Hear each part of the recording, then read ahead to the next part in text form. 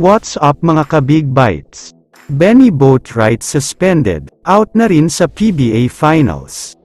Pero bago ka sana magpatuloy sa panunood ay huwag mong kalimutang mag-subscribe sa aking YouTube channel. Bago ang balita tungkol kay Boatwright, may update lang muna tayo tungkol kay Tony Bishop.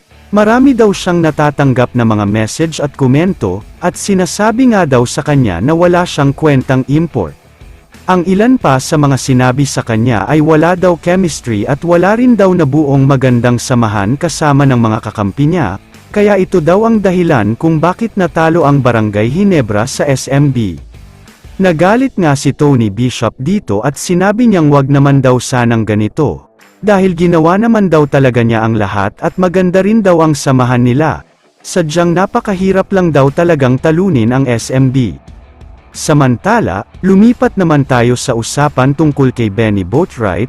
Alam naman nating lahat na pinag-uusapan pa rin hanggang ngayon ang height niya, dahil marami kasing nagtataka kung paano nakapaglaro sa Commissioner's Cup ang player na ito. Halos lahat ng mga website ay sinasabing 6'10 ang height niya without shoes, kaya naman may pagdududa talaga ang lahat ng mga fans, dahil over the height limit si Boatwright kaya dapat ay hindi daw payagan maglaro. Kung dati ay Ginebra fans lang ang medyo nagagalit at nagtataka, ngayon ay pati ang pinaghalong Phoenix at Magnolia fans, nag-aalala na rin sila dahil nga posibleng makaharap ng paborito nilang team ang San Miguel Beermen sa finals. Hindi natin sila masisisi, dahil sobrang lakas na nga ng line-up ng mga ito tapos kukuha pa sila ng isang malakas na player na may over the height limit, kaya naman mukhang hindi na talaga patas ito dahil sobrang pagka-super team na sila. Kaya naman ayon sa source, sinabi daw ni Commissioner Willie Marcial na maglalaro ang SMB na may all-Filipino lineup sa finals, kung mapapatunayan na over the height limit itong si Benny Boatwright, out na nga daw siya sa buong finals kapag nangyari ito. Kung ako naman ang tatanungin, tama lang ito dahil sobrang unfair talaga.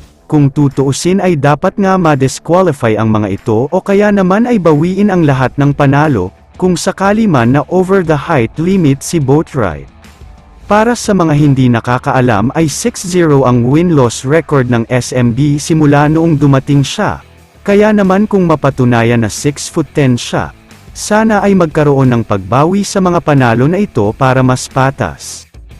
Kaya naman kung kayo ang tatanungin, ano ang masasabi nyo sa balitang ito? I-comment mo naman ang opinyon mo tungkol sa tanong na ito. Dito na muna nagtatapos ang video na ito. Maraming salamat sa panunood mga ka-Big Bites. God bless sa inyong lahat.